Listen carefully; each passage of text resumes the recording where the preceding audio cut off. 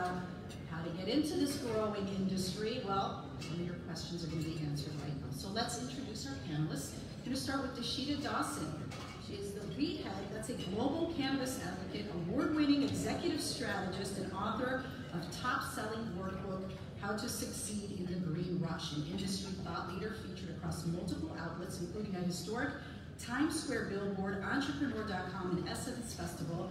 Deshita is the president of Flora Buffalo, a high-tech cannabis campus integrating innovative cannabis operations and community impact.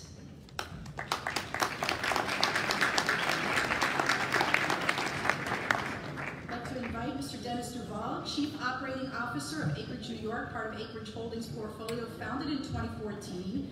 It is among the most diverse portfolios of cultivation, processing, and dispensing operations in the U.S. Mr. Duval is an experienced executive with a demonstrated history of working in the pharmaceutical industry. He's also a former Syracuse police chief, as well as an MBA and Syracuse University basketball player. Mr. Richard Blazer started Rochester Growth, a community of regional entrepreneurs, Rochester CFO, a community of regional financial executives. He also served as a board member of the Venture Investors Association of New York, Upstate Venture Association of New York, and as annual giving chair of Haverford College. He currently serves on the Upstate Venture Connect Board of Directors, Finger Lakes Regional Economic Development Council's Entrepreneurship and Development Working Group, and co-founder and chair of Rock Growth, also serves as the mentor to numerous startups.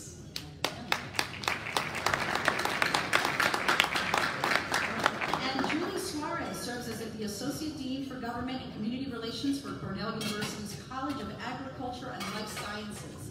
Cornell College is privileged to be New York State's land grant partner and consistently ranks among the world's top 3 research institutions for agricultural sciences. Among other boards, she serves on Governor Cuomo's Council on Food and Hunger Policy, the Industrial Hemp Task Force for the Department of Agriculture and Markets, the Clean Energy for Agriculture Committee for NYSERDA, and the New York Wine and Grape Foundation.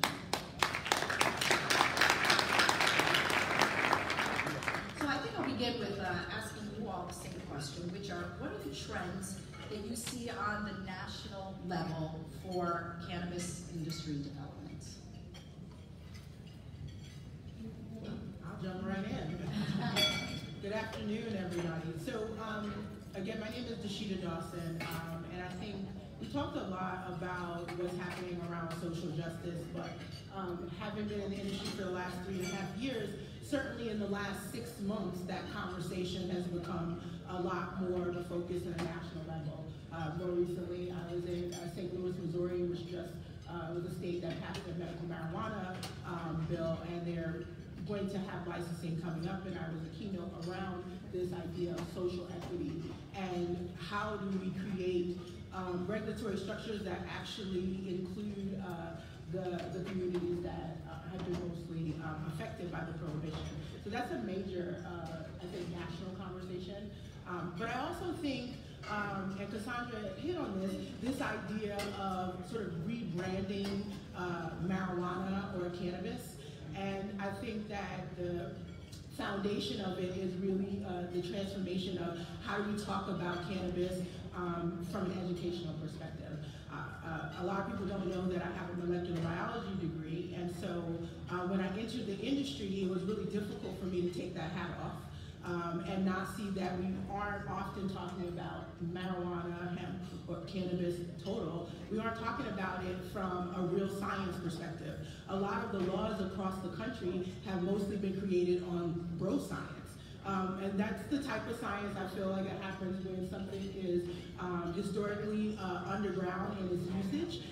We know that we have things that feel good, but we don't really have any real science evidence in the way that we traditionally are used to seeing in this country, I would say, because other countries are further ahead.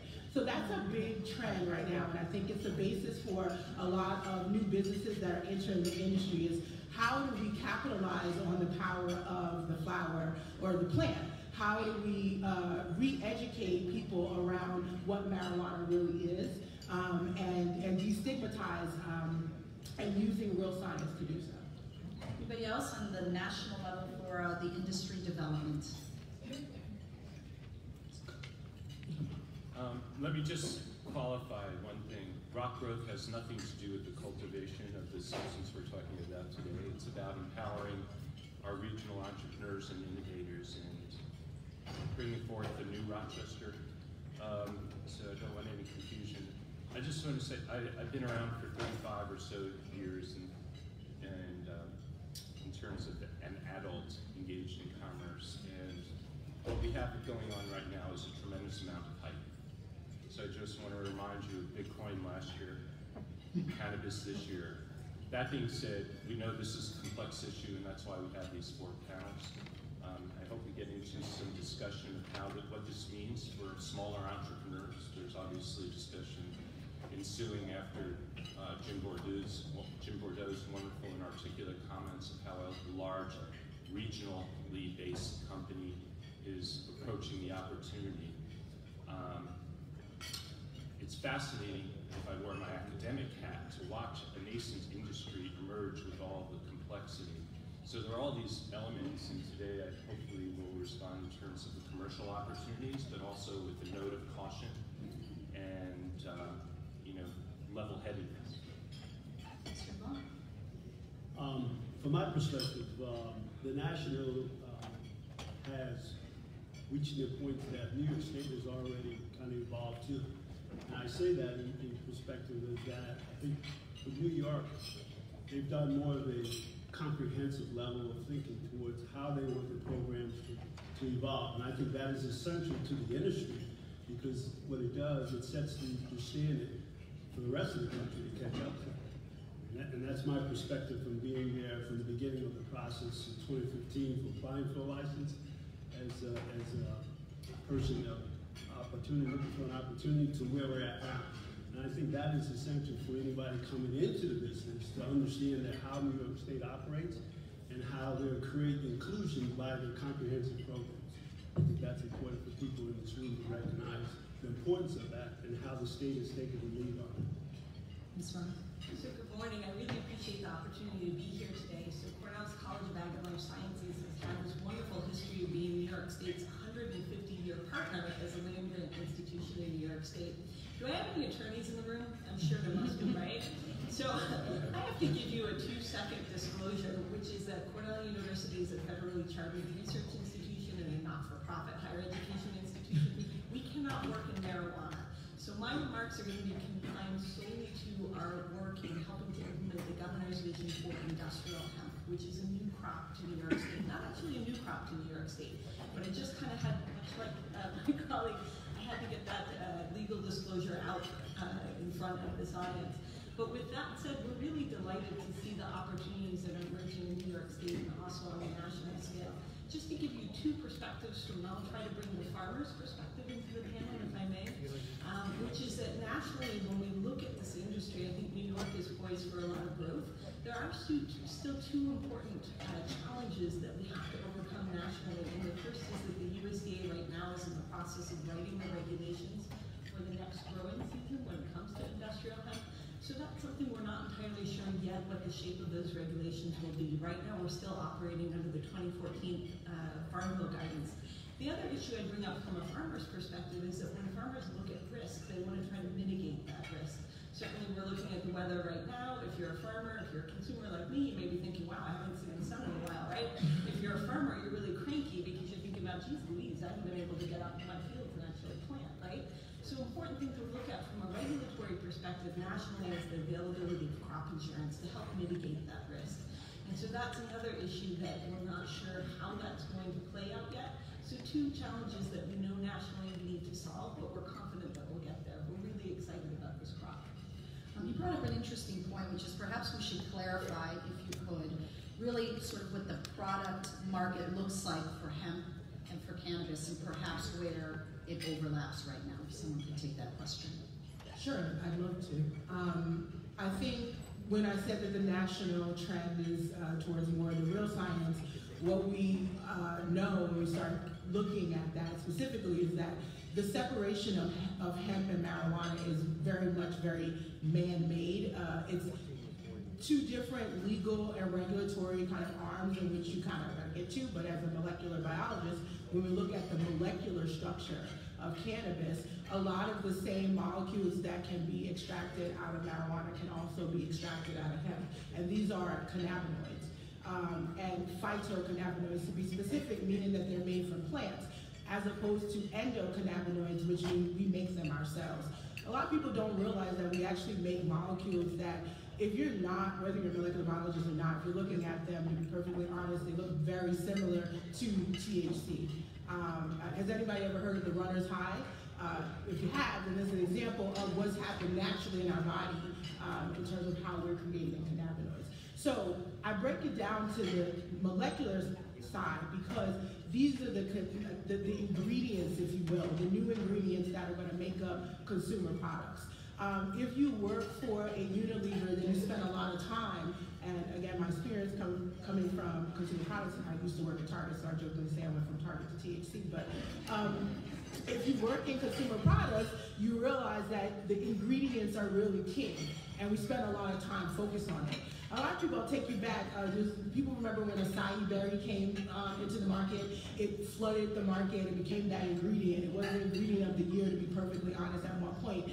So when we look at cannabis on the hemp side and the marijuana side, we're talking about the importance of cannabinoids as an ingredient to our everyday products. Food and beverages, but also, topicals, things that we put on our skin and our body. And when we look at the landscape in terms of products, you can actually create a lot of the same end-use products on both sides. I am not necessarily a fan of separating out just THC, and a lot of it has to do with the fact that most cannabinoids work best when they're all together. It's called the entourage effect, along with other molecules. And so, because of the regulatory structure, you will have hemp-based products that are primarily focused on the cannabinoid cannabidiol, or CBD, and it will be the only thing that's isolated out and infused into various products, or it can be part of a more broad spectrum where you bring back in additional molecules like terpenes and flavonoids that are found in the plant. You can actually do that on the marijuana side. It's a little bit more intricate because you have to focus on cultivars or strains that are CBD prominent as far as marijuana is concerned, but all of those same cannabinoids can be extracted out. The reason we don't is because there's more illegalities, right? And so what we're finding in markets like California and Colorado is two different arms. On the marijuana side, you have products that maybe have a higher efficacy because they are including THC as far as the cannabinoids that are added to the products. Efficacy, or some people are using intoxication, and I'm not sure if that's the right word, but adding THC absolutely creates the adult use market that we're looking to see, but it's also really essential for the medical marijuana benefits as well and the products. So I would say, short answer is you can actually make a lot of the same products and use on both arms. It's a lot easier to go through the hemp arm, to be perfectly honest, especially given now that it's sort of made agriculture sexy again, and more farmers are talking about it. I know within the Black farmers groups that we support with Minorities for Medical Marijuana, this is a big topic, but there's also similar products that you can make on the marijuana. Anybody else want to tackle that in terms of the two products, distinctions and overlap perhaps? Great question. So industrial hemp has a great potential for CBD, and that's probably the biggest area where I think the York community has succeeded. But we can't forget too that we've had a lot of success at Cornell in trialing different what are called dual purpose or even some triple purpose varieties of industrial hemp cultivars. So these are a hemp plant that can be used for multiple usages, right? And so right now in the heart of the Finger Lakes region, we have a couple entrepreneurs, one of which I'll give a shout out to, which is Greg Woodworth from Stony Brook Cold Farms, who's made this wonderful hemp oil product. It's a cooking product and is now being sold at high-end restaurants, believe it or not, even in Kentucky, which makes my competitive heart proud that we're in the heart of Kentucky, which is known for its hemp growing. So we can't forget the food value of hemp as well, from an oil perspective, from a grain perspective, and of course fiber has a lot of potential as well. We're currently working with an entrepreneur to start to develop some fiber hemp varieties, so we're excited to see fiber coming into this as well. It's a former venture capitalist and someone who remains in the investment world, and I'm not free speak specifically about my day job. And someone who's been an angel investor and involved in angel networks, I'll speak for a moment about a business model. I think there are a variety of business models that are present. Obviously, the hemp product is connected to various ways of capitalizing in a free enterprise system and making money. And you touched upon several of those. I believe there's the end game, and I suspect Constellation is, well, I know, based on your presentation, use that as an opportunity, and we have a very complex path forward in that direction because of all the things that we heard about earlier. And I believe some people are using hemp as a stepping stone to get to that. Maybe they consider it a promised land when we have a federalized approach to, I like to label it as THC. And so if anyone is interested in entering the industry or investing in the industry, they should have some clarity around that type of those structures. And a continuation in that question, in terms of what would you say is a safe investment, a good business model for getting into capitalizing in this industry, and what are the greatest risks? What are the greatest rewards, perhaps? I love it. Their hometown company. I just believe Constellation, and I'm not endorsing them. I'm not in a position to. We have some really intelligent people who live in this area who manage that company. So, I mean, from a public company standpoint, if you're interested in this type of business models, investing, how companies form in nascent industries, I mean, I try to read all the public domain information and talk to people who work there. It's very risky. I mean, whenever things get hyped, I've been around again 35 years. I've seen so many cycles, the dot-coms, there's hype around it. So the public company investments, I mean, I don't pay any attention to that. That's a sideshow. I mean, the firm I work with in my day job just issued an 80-page plus research report on the cannabis industry. And they're coming up with DCF, discounted cash flow analyses, trying to size up the market size of the global market. And I'll tell you, they have no clue. So we all know it's fairly large. There are a lot of ways to make money. If you're following your passion, you can figure out how to make money doing it, then you figure it out. But right now, I just caution people that, if you're an investor, to understand there's a lot of hype, there's a lot of risk. If you're an entrepreneur, you actually have some competitive advantage and ability to differentiate yourself. All this sort of blocking and tackling that goes into starting and building a company, then pursue it. There's an interesting opportunity.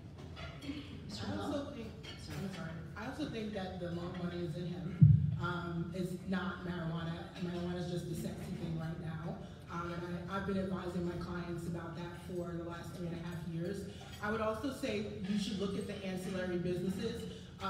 The Kush bottles, for example, right now has a nearly monopoly on packaging cannabis or marijuana across legal states, and this is something that does not officially touch the plant from their P&L. So when you look at ancillary businesses that can grow without having to deal with the wrangle of whether it's legal or not, because to be honest, someone from an unregulated market still has to package their cannabis as well as the regulated market. And we've seen that happen in California quite significantly, where you're seeing a growth of both the regulated market as well as the unregulated market. And guess what's growing faster than both?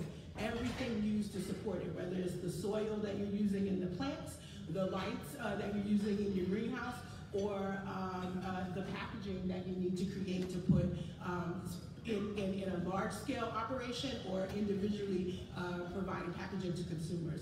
All of that is innovative opportunity that has not been touched yet, and in my opinion, represents some of the lower hanging fruit as far as investment opportunity, because these businesses do not have to deal with the same issues that we've heard discussed in the prior panels, 280E, in the same way. They don't touch the plant. And then, to your point, earlier, it is about how do you innovate yourself in the space. I think another area of opportunity is education. People who are focusing more on the science. There's so much of the usual growth science, marketing to 18 and 25 white male on the West Coast, that if you do anything different from that, or if you see businesses that are operating and positioning themselves different from that, they're going to also win the long game. Because at the end of the day, even though right now your doctor doesn't know about this because they don't teach about this in medical school, trust I know, eventually they will, because they're now getting CME, and as regulatory structures shift, there's an opportunity even for the hospital systems, doctors, to also make more money based on understanding cannabinoid science. So focus more on those businesses that you see are really understanding the science and communicating that to their potential customers or consumers. Well, from a grassroots perspective, for those that want to get into the industry, first, it's not easy. You have to know what your expectations are, but you also got to know what your value is coming into this industry. You've got to identify that within yourself. You've got to understand what you bring to the industry and what you're willing to bring to the industry to be successful. And that goes along with your value. The other thing is, make sure that you educate yourself as to the industry. It's not that you're just not going to walk into this and be successful. Nobody has ever done that and become successful in this industry. It's a lot of hard work. And everybody that has spoken or represents companies who are here today, they've worked hard to get where they're at to make these companies successful. It's not going to be an overnight thing.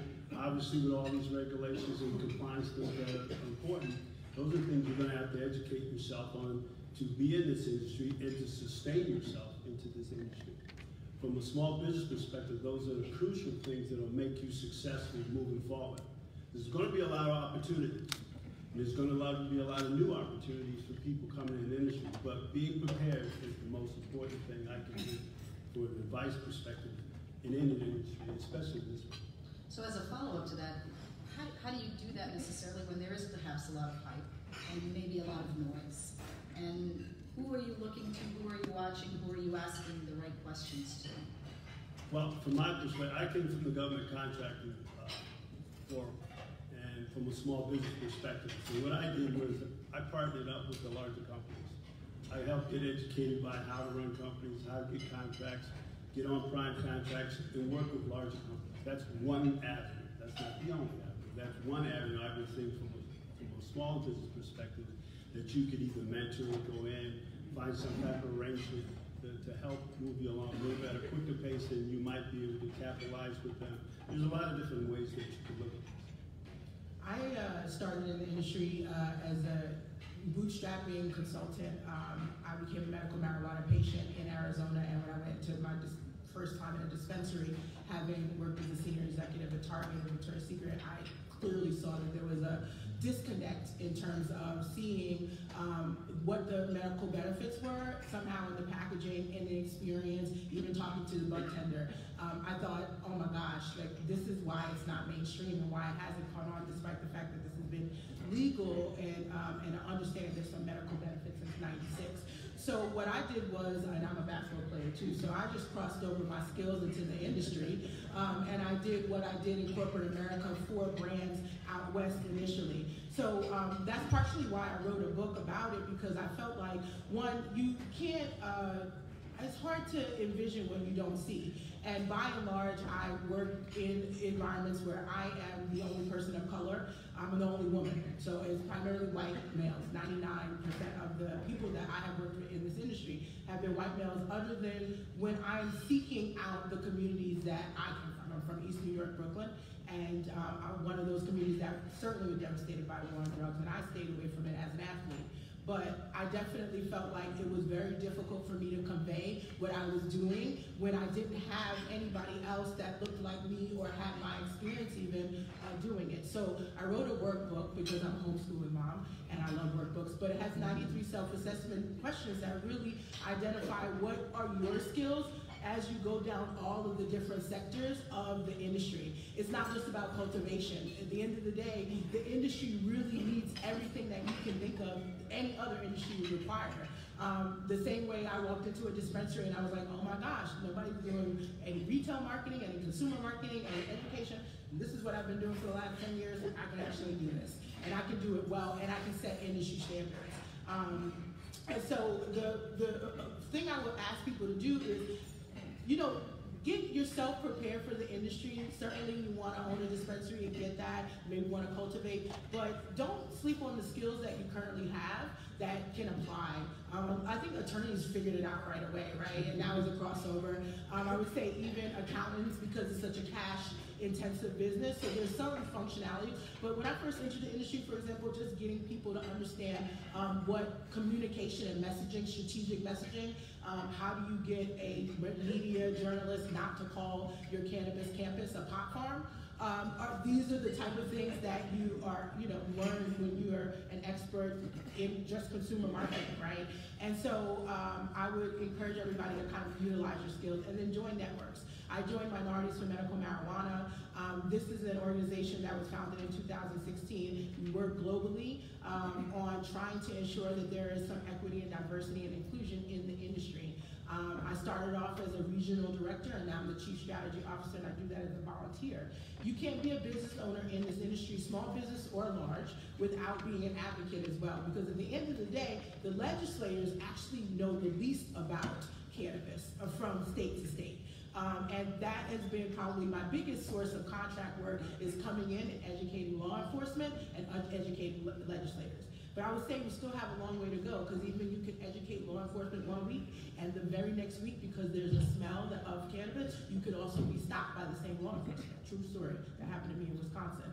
So we are overcoming a bunch of social stigma that we absolutely have to continue to fight over. And I think if you're a business owner, you cannot just come in for a cash grab. That's not going to be your long-term strategy. You have to create the legislative experience or ecosystem that will make your business and other businesses successful. So from a market opportunities perspective, I was kind of chuckling in agreement on your comments about needing to develop a business development and input supplier or services perspective, right?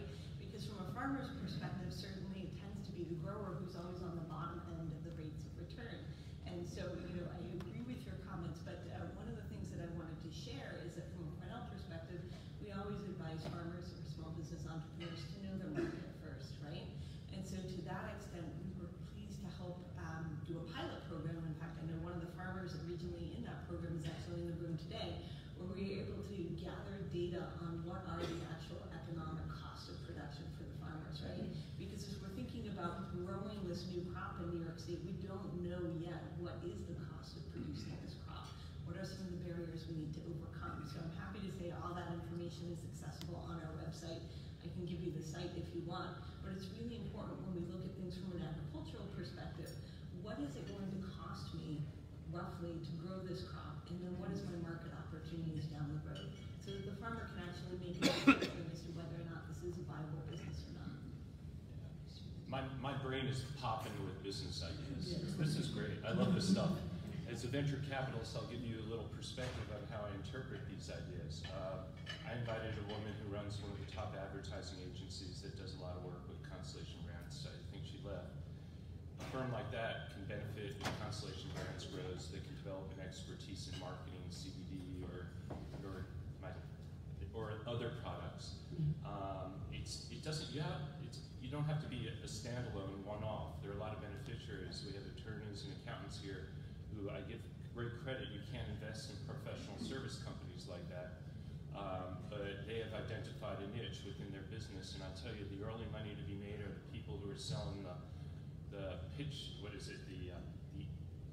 picks and shovels. the shovels, the picks and shovels to the industry, right? Because ultimately, right now, everything is, with the tax policies and the uncertainty, it's very hard to make money in the industry. I think that's over-exaggerated, but certainly professional service providers can benefit. Certainly, I love problems.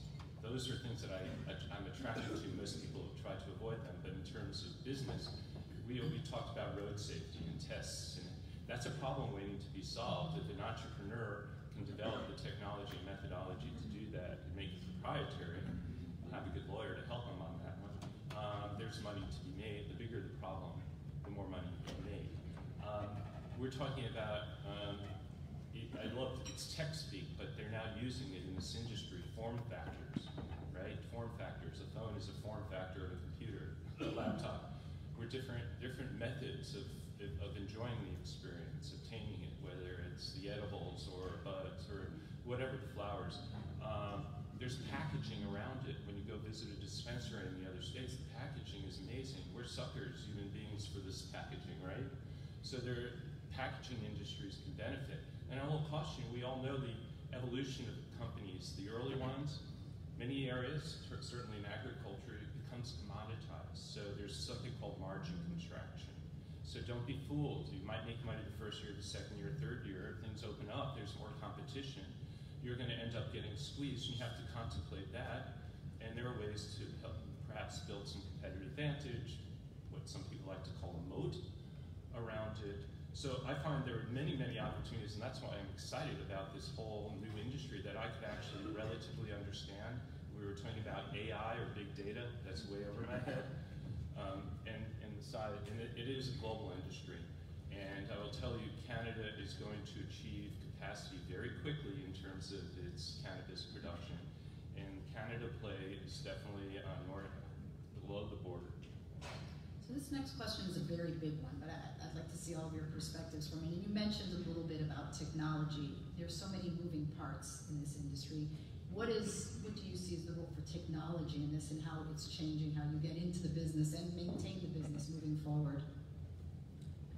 I think it has a lot to do with running the business too. I mean, there's so much technology in running an operation, rather than be a processing plant, whether it be our cultivation plants. And I mean, there's a lot of technology intertwined in it. There's cybersecurity. There's so many things that go into operating these organizations and making sure that the products that we make are safe and affordable, for people. But the technology has a very large piece in it. Agreed. When you are running a cannabis operations, you have to track from seed to sale every plant that you are cultivating. And if your sale is at the manufactured goods point, that means you're tracking it all the way from cultivation to processing, extraction, and infusion into whatever the medium is. And we've found in the West Coast that there's been some challenges around the seed to sale. Often states will go in and say, we're going to have everybody use the one system. I don't know if that's necessarily been the best, because when they go down, we found that causes tremendous losses for not only the owner or the business that is managing it technology-wise, but also the cannabis operations. But I also think there's a big opportunity around direct-to-consumer. Right now, and I love Cassandra because she keeps it real, and we have that same type of real talk mentality. But right now, there is direct-to-consumer to millions of New Yorkers buying illegal cannabis, and it's all through apps. But what we need to do right now is figure out what are the legal versions of it. And on the West Coast, there's a lot of build out of apps and some experiences, but no one's really kind of nailed that. And since I am a retail girl, there's no real IRI. Like, when you work at Target, you literally every week you're looking at your sales and everybody else's sales across the door. There's a couple of POS or point of sale technology platforms out there, but you have to wait a couple months before you even get in. And if you run a retail store, especially if you only run one dispensary, waiting 2 months in the cannabis industry, when, to be honest, in 2 months you can go from cannabis being a gateway drug to now it's something that we actually want to legalize. Waiting 2 months can be very detrimental. So what is the POS system that is going to be comparable to IRI so that we can have more consumer insight? So to your point, these are the problems. There's a lot of problems in cannabis. Technology can help solve quite a bit.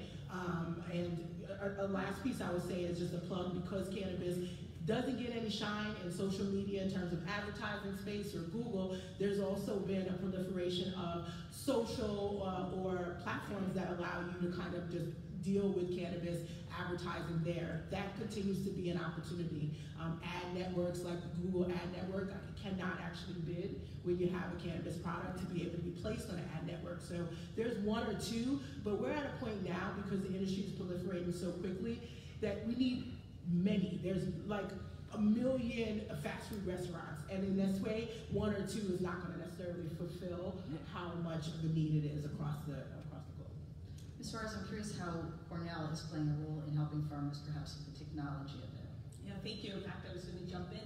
I frequently think that a lot of people have an outdated perception of agriculture, right? Because when you think about agriculture, you may think about that old American Gothic painting, right?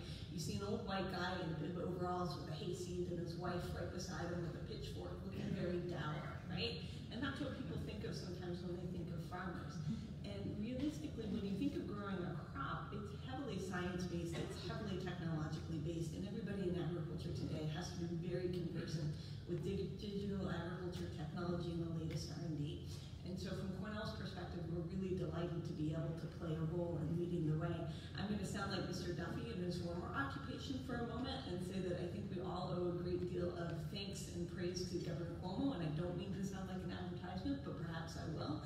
But I really think that the governor's leadership and vision in looking at industrial hemp as a means for economic revitalization in areas of our state that are in dire need of economic revitalization is wonderful and fantastic to see, and I give him a lot of credit for that. So one of the things that we've been able to do, thanks to the governor, is that I'm really pleased to share that we have the nation's first only land-grant industrial hemp breeding program. This is really important because we started off talking about technology in agriculture, and it's very hard. The technology we use in agriculture are our plant varieties. And most of the plant varieties we have today available to us come from Canada, a few from Kentucky, some from other countries, Spain, Italy. We've been getting some seeds in from Italy recently to test. But these are not climates that are necessarily consistent with our climate in New York and in the Northeast. And so we've been really pleased to have started this industrial hemp breeding program where soon, breeding takes a while, right? So another 3, 4, 5 years or so. So I'm hoping the governor is patient, more patient than usual. We need to make sure that we can actually develop these lines of new technology that will be available. And that'll really help meet our market demand, whether you're an entrepreneur, whether you're a farmer, whether you're looking at the CBD market, grain, fiber, or oil. Another thing that we've been working on, and you can find this all, it's all publicly accessible. I am going to sound like an advertisement. If you Google Cornell Industrial Hemp, you'll find a great variety of resources that will pop right up. And you have to dig around a little bit. Some of our websites are a little clunky, but you'll find a lot of information on there, both on economics and on the environmental conditions needed to grow this crop. But one of the things that I did want to point out quickly is that when we look at technology in agriculture, we're really excited by UAS, drones potential in agriculture today.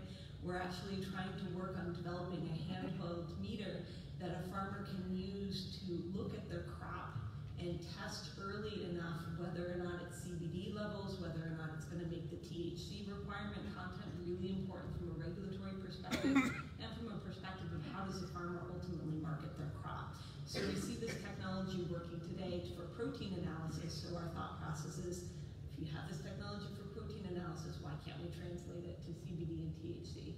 So I've probably gone on a little bit too much, but really excited about the potential for hemp, and we're doing some work on the plant microbiome right now for industrial hemp, which we hope to have published soon, and that's just really a whole new frontier.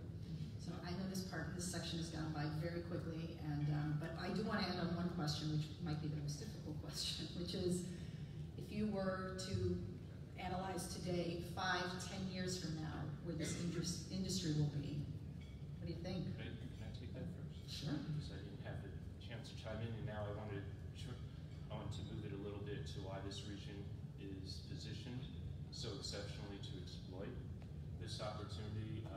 I was hearing blockchain.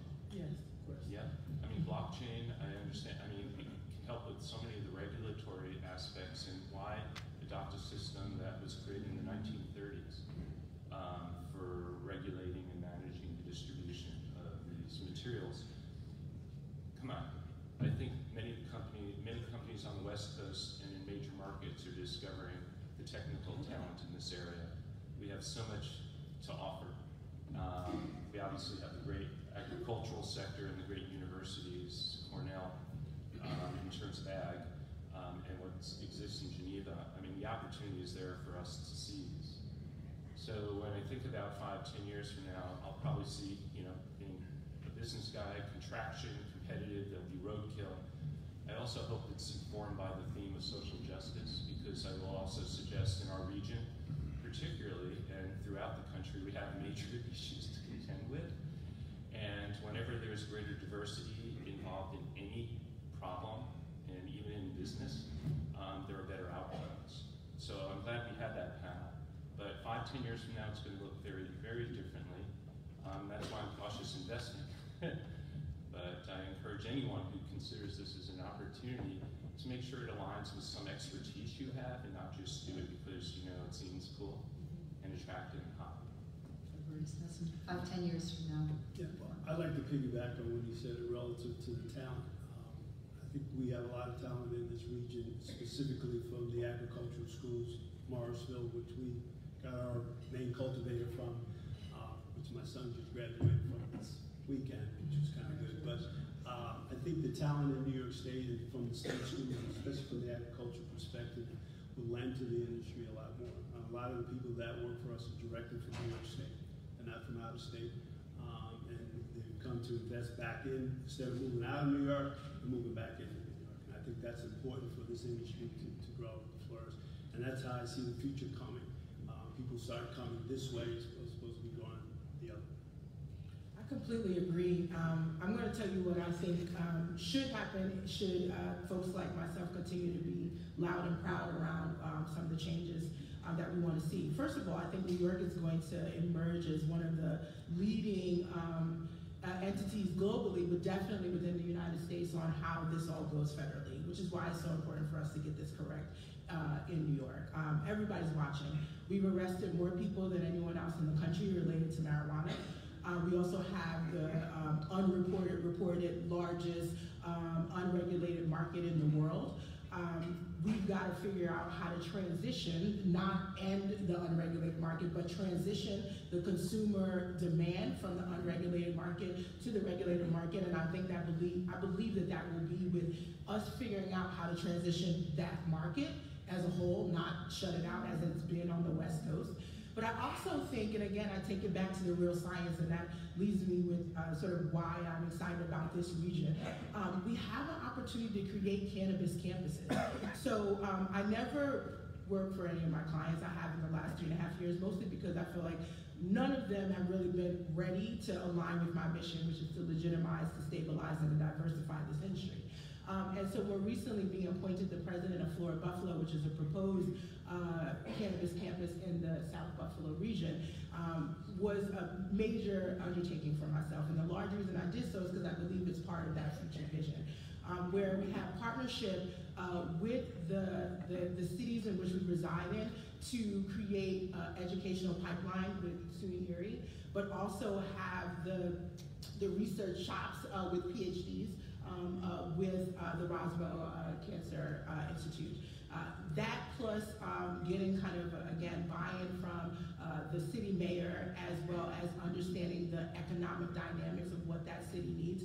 Basically, I was hired as a consultant to write a strategy, one of the first, I think, in the world that is a cannabis operation that really includes community impact in its actual business strategy. How do we make money while the region that we are actually in also thrives, flourishes? How do we reinvest? How do we ensure that we are restoring those communities? And I feel like more and more cannabis campuses will pop up. Certainly we have one in California with Flora, and our goal is to have one also in Buffalo. But I think we're going to see more and more places like Buffalo, Rochester, where there's there's meccas of cannabis education, where you come in and people are just coming to tour because they know you cultivate the best. You have cultivation excellence, agricultural excellence. You've infused real science in the way that you're doing business. You're also brand marketing in a way that helps to dispel the stigmas and re-educate the consumer population to be better consumers. An educated consumer is almost always your best consumer, and ultimately will drive the growth of the industry. 5, 10 years? So from our perspective, we really see an opportunity. Again, we're developing, in fact, our undergraduate students in plant sciences will have the opportunity to take the first cannabis science course this next fall. We're really excited about unveiling that. We're also working to develop MPS programs. We have one in controlled environment ag, greenhouse production. We're now working on one for cannabis science production. So much like your comments about how do we make sure we're attracting and creating and retaining jobs in New York State, it's really an opportunity for an educational institution. We really see an opportunity for our students to stay in New York State. The other area that I point out that's a real opportunity is much like the need to ensure that we have jobs in our cities. We're also really concerned as the land grant about making sure that our rural areas are revitalized. And so we're really excited to see some local, smaller scale entrepreneurial hemp processing businesses starting to open up, one in Cortland County that's been talked about recently. And so that type of smaller scale entrepreneurial activity that can help renew some of our rural areas is also really exciting, give people a chance to actually stay where they grew up. Well, thank you very much. That's a round of applause for all of us.